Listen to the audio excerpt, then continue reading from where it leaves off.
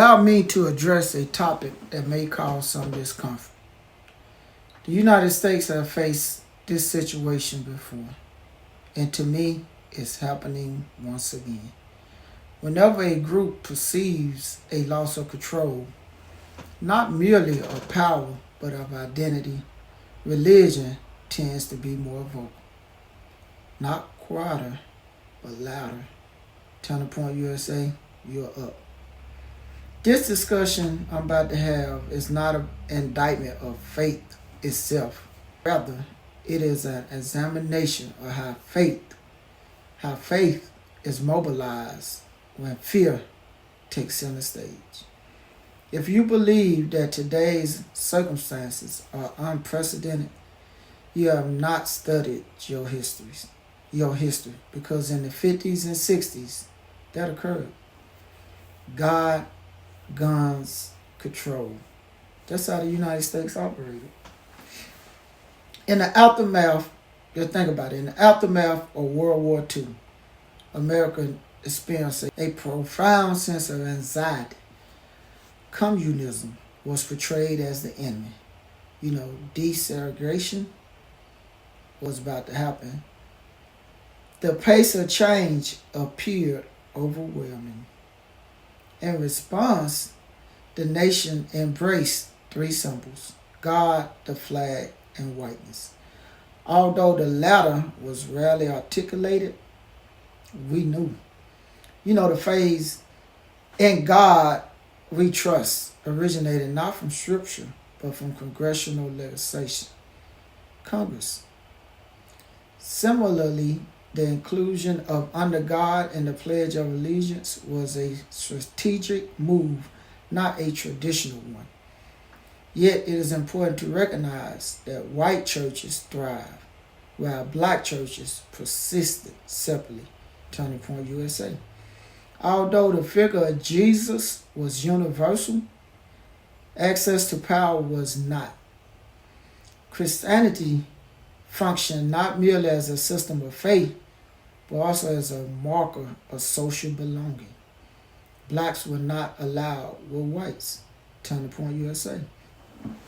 The underlying function of faith in the 50s historically accounted for a softened reality. So hear me out. During this period, faith extended beyond spiritual salvation. It served as a tool for maintaining social control.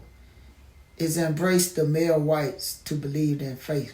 It reinforced male authority. It prescribed limited roles for women. Women were in the house. Children had to obey mom and dad, and they had to establish the norm. When desegregation came, biblical language was used, such as state rights, God order, and tradition. Race was mentioned some, but the message was clear. Faith became a protective shield, masking the true intention without acknowledging. Turning Point USA. Everything was about faith, and everything is about whiteness. Everything is about God, and Congress is supporting it. So, what's the new expression they use today? Let's fast forward to present day. Hear me out. Organizations such as Turning Point USA, using all the fake pastors, articulate their mission in terms of free market pastors, limited government, Congress, and traditional values. The past featured fears of communism. Today fears are what? Socialism. Mayor of New York, they try to lie about. Concerns centered back in the day on desegregation, and guess what happened? Everything changed. But now it's on a demographic shift. Earlier, the Christian nations were what they was about. Today, the claim is Western civilization, West, is facing threats. Who pushing that narrative? Even though the language have changed, the underlying anxiety remain constant. They are pushing it from overseas to the United States, which will destroy America. So consider Consider these parallels these assertions that I'm gonna give you. In the 50s and 60s, Christian values are under attack, right? That's what they said. Now, guess what they say today? Oh, a Christian voice is being silent. I mean, your voices are being silent. Back then, what they say, the government is overreaching their boundaries. Now, the deep state has control. That's all they holler about. Resistance once organized within the church, Martin Luther King and others. So Turning Point USA is taking it to college campuses, social media platforms that are getting paid by Israel, and digital algorithms. This is no coincidence, people. This is the playbook they are using to employ what established power feels challenged. They are trying to get back to where they were, but we can't let them. Distinguishing beliefs from identity, right? Many individuals who align themselves within Christianity today, they do not engage in worship, do not go to church, and do not study the Bible. But they identify themselves as Christians because they grab them as kids, like Turning Point USA. But you might offer, why is this? So the youth to shape identity. Every social movement did it. Shaping identity early reduced the need to persuade adults later. That's why they target your kids. In the 50s and 60s, this was achieved through what? Boy Scout, they wouldn't let black in.